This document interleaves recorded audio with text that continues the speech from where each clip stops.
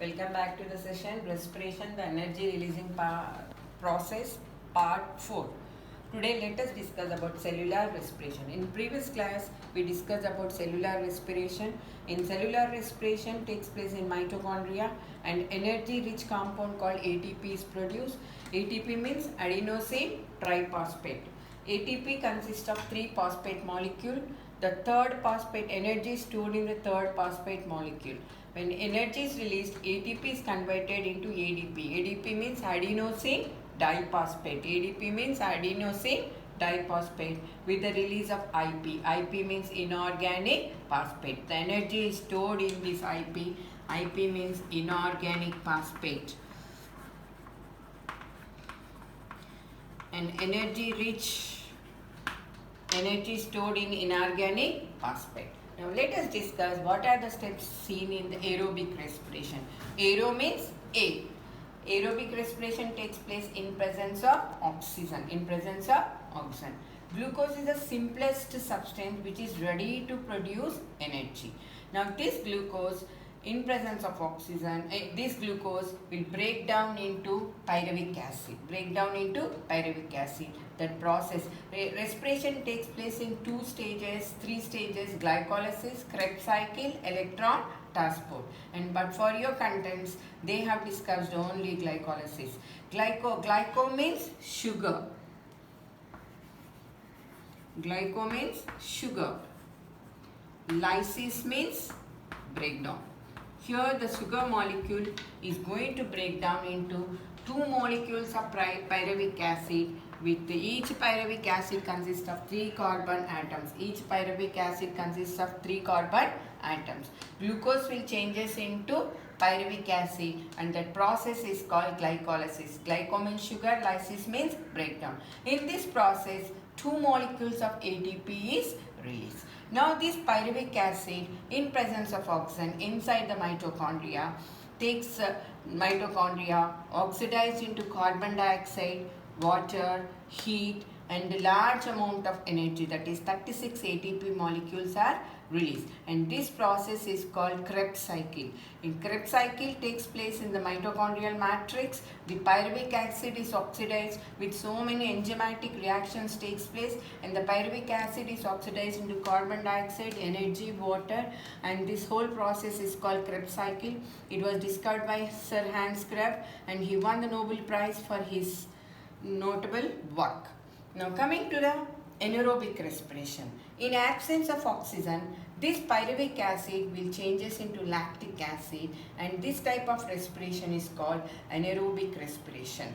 In anaerobic respiration, what will happen? This same pyruvic acid changes into lactic acid, and this anaerobic respiration is seen in some microbes, and even sometimes this anaerobic respiration is also seen in our human muscles. Basically, anaerobic respiration is seen in bacteria and some other microbes, but sometimes we can come across the anaerobic respiration even in our muscles. When you are continuously doing exercises, sometimes the muscles may not receive sufficient amount of oxygen. In absence of oxygen, our muscle cells undergo anaerobic respiration and lactic acid is produced and small amount of energy is also released. One way of getting energy is aerobic respiration. Another way of getting energy is anaerobic respiration. Anaerobic respiration takes place in absence of oxygen, and lactic acid is formed when there is a short supply or oxygen depth. When oxygen depth is there in the muscle cells undergo anaerobic respiration and produce lactic acid and energy. So when you go on continuously doing exercises, more and more lactic acid get accumulated in our muscles and our muscles develop muscle cramps. So have you observed, children, when you play, when you do exercises, after giving a long break, you get body pains, leg pains. Why do you get pains? Because of formation of lactic acid. Again, this lactic acid, when you take rest, again this lactic acid is oxidized into carbon dioxide, then your muscle cramps will be removed. Your muscle cramps will be removed. By massaging your hands and legs, the blood circulation improves, so that this lactic acid, when availability of oxygen is there, this lactic acid changes into carbon dioxide and water, then your muscle cramps will be relieved. Now another type of anaerobic respiration you can see in the microorganism like yeast. Yeast, in absence of oxygen, changes the glucose into alcohol and carbon dioxide, and this process is called fermentation. What we call this process? The yeast cells changes glucose into alcohol in absence of oxygen, and that process is called fermentation. We call this process as fermentation. And children, in day-to-day life you come across fermented products, the batter of idli, dosa, all these are fermented products. And already in 8th class you have learned that when you add yeast to the maida dough, the volume of dough increases. What happened? What made the volume of dough raises?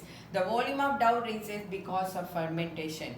The yeast cells undergo fermentation and produce a carbon dioxide, and this carbon dioxide gas filled with the molecules of dough, and the volume of dough increases. Volume of dough increases and the bread will become more soft and delicious, and that process is called fermentation. Fermentation process is used in day-to-day life for preparation of many varieties of beverages, preparation of alcohol, and preparation of butter for dosa, idli.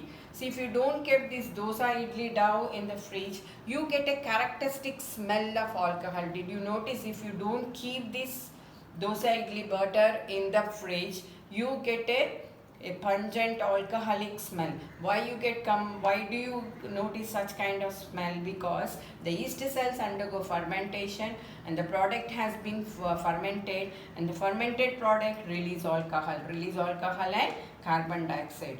And let us do an activity to know the anaerobic respiration. I said that during anaerobic respiration alcohol and carbon dioxide is produced. Let us do a small activity to know that whether the alcohol or carbon dioxide is released during anaerobic respiration. This activity, the aim of this activity is to test whether the yeast undergo anaerobic respiration and produce alcohol and carbon dioxide. We need certain materials for this activity. We need a thermoflask, 2-hole rubber cork, a U-shaped bend tube, test tube, lime water, glucose, yeast, liquid paraffin wax, and a chemical called diazine green. All these materials are needed for this activity. First we take a thermoflask, fill this thermoflask with glucose solution, and before doing this activity we need to do this activity in the absence of oxygen. So what should we do? We have to heat the glucose for 1 minute and cool it without any shaking, so that any oxygen is present, it will be removed while heating the glucose. Then after that you add a yeast to this glucose solution. Still you want to know whether the glucose is present or absent, you can add a chemical called a diazine green, and this diazine green is blue colored dye. This blue colored dye will change into pink color in the short supply of oxygen. So what is the chemical here? Diazine green. See, when you add to this glucose solution this diazine green, this color of this diazine green is blue. It will change into pink color when there is a short supply of oxygen. Then by this you can say that oxygen is no more in the glucose solution. After that you pour 1 centimeter of liquid paraffin wax. This liquid paraffin wax will not allow any oxygen to enter into it, and totally we are maintaining anaerobic condition. After that insert a U-shaped bend tube into the thermoflask with the help of 2-hole rubber cord. You can also insert a thermometer. Now arrange all these apparatus as shown in figure and send the one end of the U-bended tube into a test tube containing lime water. Now after some time you observe that this lime water has turned into milky white, and you can also observe there is a raise in the temperature. Already I said that anaerobic respiration produces carbon dioxide and also heat and small amount of energy. In aerobic respiration, total 36 ATP molecules in Krebs cycle, 2 ATP molecules in the glycolysis. Total 38 ATP molecules are produced in aerobic respiration, whereas in anaerobic respiration only 2 ATP molecules will be produced. Now here the evolution, you have noticed that the lime water turn into milky white. Why? Because this yeast undergo anaerobic respiration and produce carbon dioxide, and this carbon dioxide passes through the U-tube and changes bended U-tube and change the lime water into milky. You also notice that there is a rise in the temperature of thermometer. First you have to know the initial temperature. After that we have noticed that there is a rise in the temperature. This indicates that in anaerobic respiration heat is liberated as well as carbon dioxide is liberated, and the yeast cells will change the glucose into alcohol. Now how can we separate the alcohol from glucose solution? You already learnt in chemistry, to separate two visible liquids we undergo a process called fractional distillation. See, you know the boiling point of water is 100 degrees, whereas the boiling point of alcohol is 70 degrees. Now you started heating, the alcohol starts boiling at 70 degrees centigrade and collect the vapors and cool the vapors so that alcohol will be produced. Okay children, hope you understand. We'll meet in next session, respiration part 4.